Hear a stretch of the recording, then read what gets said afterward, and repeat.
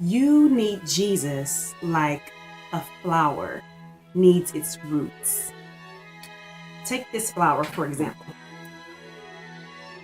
The second that I pull this flower up from its roots, from the ground, it's dead.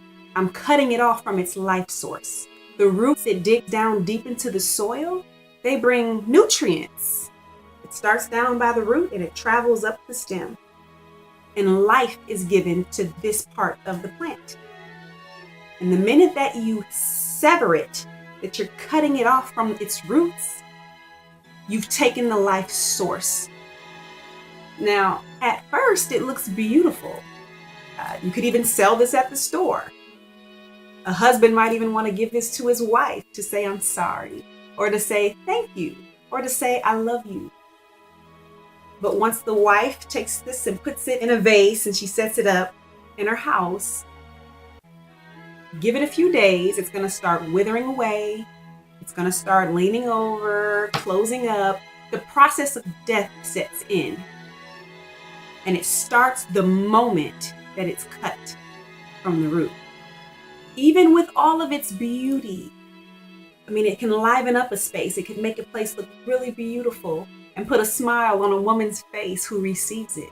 It's a very short-lived amount of time that we get to enjoy the beauty, because the life that was in this plant, in this flower, it's leaving, it's depleting, it's fading. You and I, all of us human beings on this planet, we are like this flower. You may be in your prime right now. You may have all the money, you may have all the health, all the things that you want out of this life, you may have right now. But we are dying without Jesus. Jesus said he is the vine and we are the branches. We are like this branch here. We've been severed, we've been cut away from our life source. In the beginning, when God first created man, Adam was connected with God. When Adam and Eve chose not to believe the Lord, sin was the result. And the wages of sin is death. We were cut off from our life source. And every single human, even if you're at the prime of your life and you have everything that you think you could want, time is running out.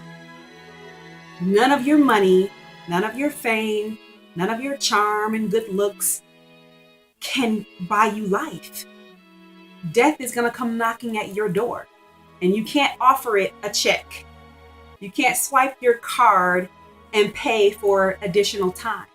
When your time comes, you have to submit to death. But there's good news. Jesus said, I come to give you life, and that more abundantly. That means he's coming to give you life more abundantly, lots of it. Not just enough for you, but enough for everyone around you.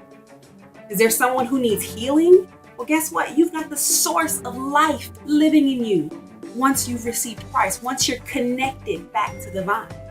And all you have to do is reach out and touch a person who needs healing, and that life source will flow from you into the other person, and they will receive healing in their physical body. That's life in abundance. Enough life for you, enough life for everyone around you. Through Christ, you no longer have to submit to death. Death will submit to you. Death becomes your slave. You become the master over death.